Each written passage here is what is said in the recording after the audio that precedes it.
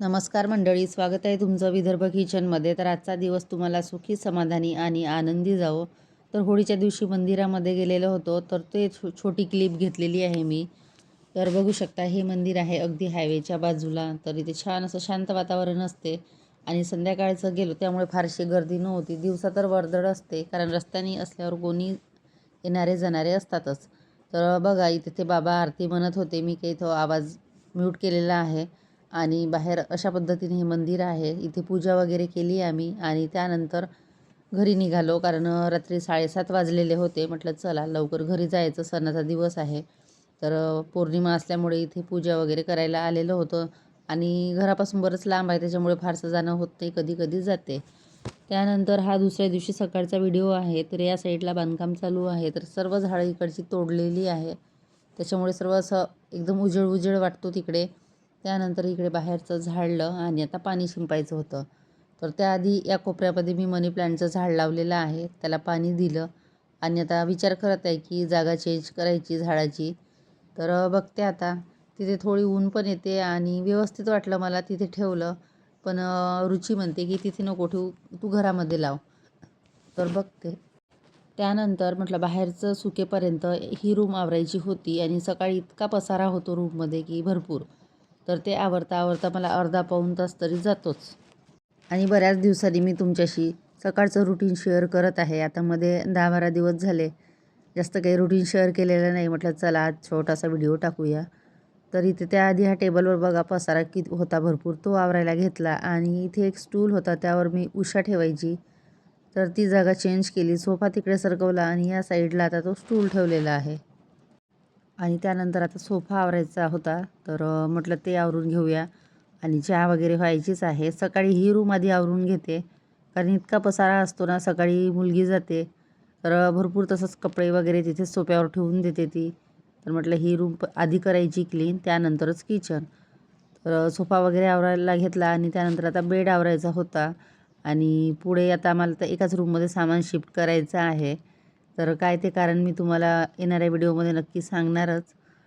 तर बघा, आता हा सोफा आवरला आणि आता बेड आवरायचा होता, तो पण आवरून घेतला. आता रूम झाडायची होती, म्हटलं ती पण झाडून घेऊया. आणि फारसं सकाळी काही इतकं कचरा होत नाही या रूममध्ये. पण जेव्हा इकडे मागच्या साईडला काम चालू असलं ना, तेव्हा धूळ खूप येत असते. आता सध्या तरी काम बंद आहे, 1-2 दिवस झाले. आणि काम चालू असलं की मग भरपूर अशी धूळ येते.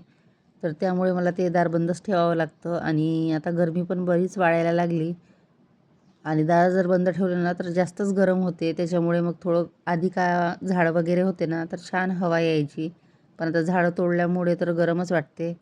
तर असं पुढच्या महिन्यामध्ये कूलर लावणारच आहे.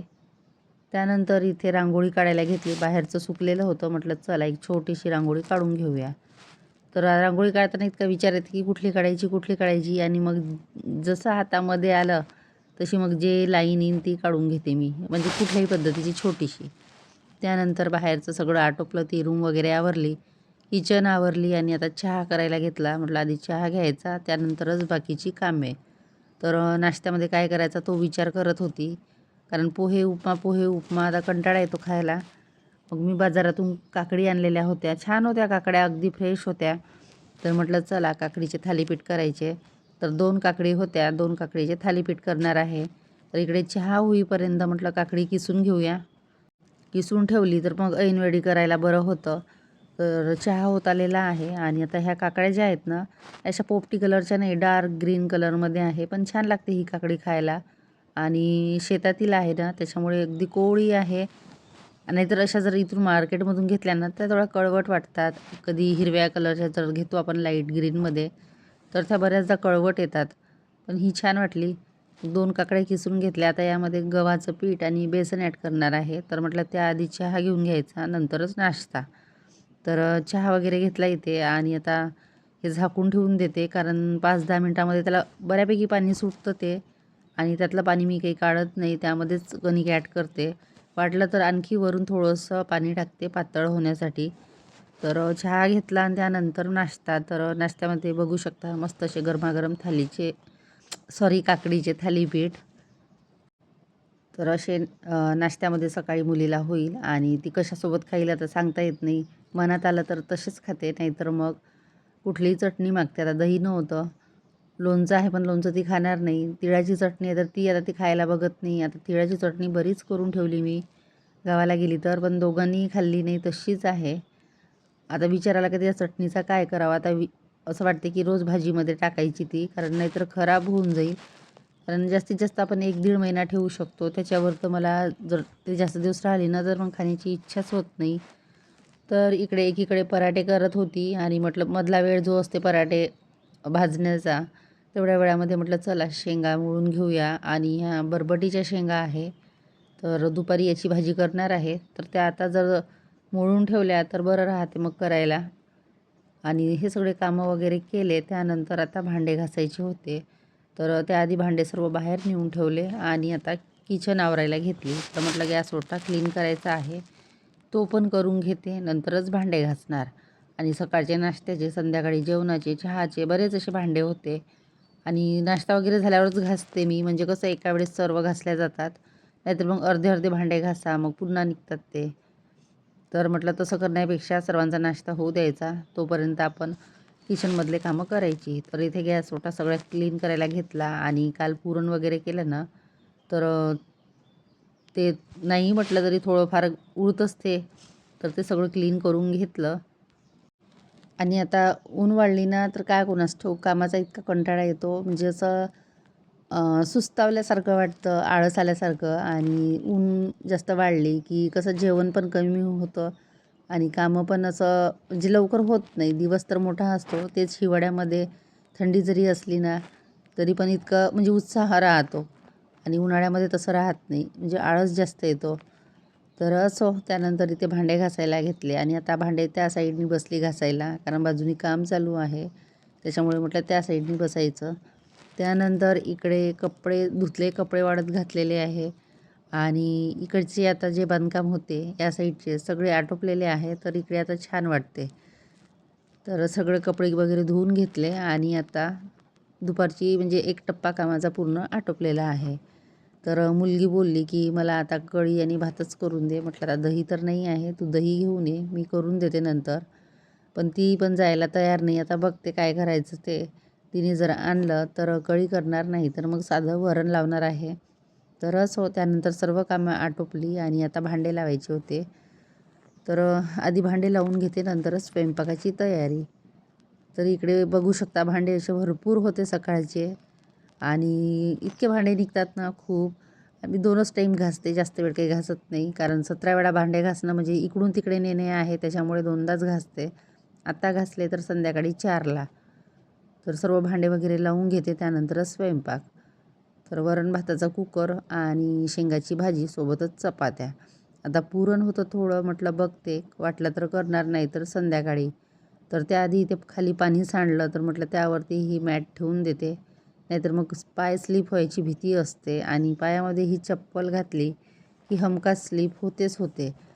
सुरुवातीला नवीन होती तर इतकी स्लिप होत नव्हती, त्याला ग्रीप होती छान. तर आता ते प्लेन आली त्याच्यामुळे लगेच स्लिप होते. आणि आता इतकी सवय झाली आणि पायामध्ये चप्पल घालायची, तर ते नाही घातली तर असं चुकल्यासारखं वाटते, म्हणून ते चप्पल घालूनच वापरते मी दोन्ही रूममध्ये. असो, त्यानंतर इथे एकीकडे वरण भात लावलेला आहे. आज कुकरमध्येच भात लावलेला आहे. काय कुणास ठाऊक सांडतो की काय सांगता येत नाही, कारण सहसा लावत नाही मी आता, कारण भात नेहमी सांडतो कुकरमध्ये. कमी फ्लेम ठेवा किंवा जास्त ठेवा, सांडतोच तो. तर इकडे वरण भात लावलेला आहे आणि आता भाजी करायची आहे. आता वाजलेले आहे 12:30 पाऊण. मुलीला लागली भूक, तर ती बोलली माझी आंघोळ होईपर्यंत स्वयंपाक कर तू. म्हटलं ठीक आहे. तर इकडे वरण भात लावला आणि आता भाजी करायची होती. आता बटाटा टाकला मी भाजीमध्ये, कारण ती शेंगा खात नाही. म्हटलं चला बटाटे खाईल. तिला विचारलं तर बोलली नाही मला खायचीच नाही, दुसरं काही कर तू. तर अशा खाण्याचे नखरे असतात. भाजीचं काय करायचं हाच प्रश्न असतो.